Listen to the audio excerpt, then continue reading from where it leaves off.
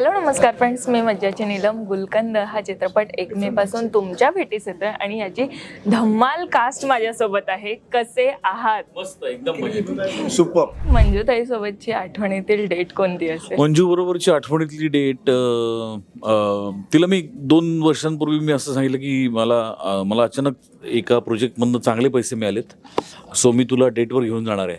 तर ती वेडी झाली. ती म्हणली खरंच? म्हणलं हो.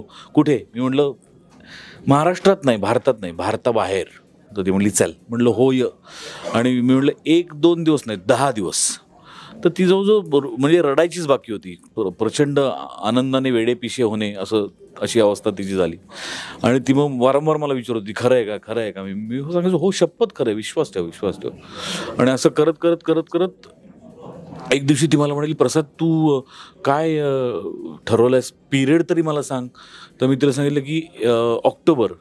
ती म्हणली मला वाटलंच. ते म्हटलं काय आलं?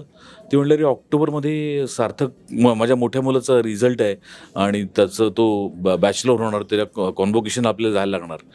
तर मी म्हटलं मी त्याच्याचसाठी 10 दिवस बुक केले, तीच डेट आहे. याचा आदर्श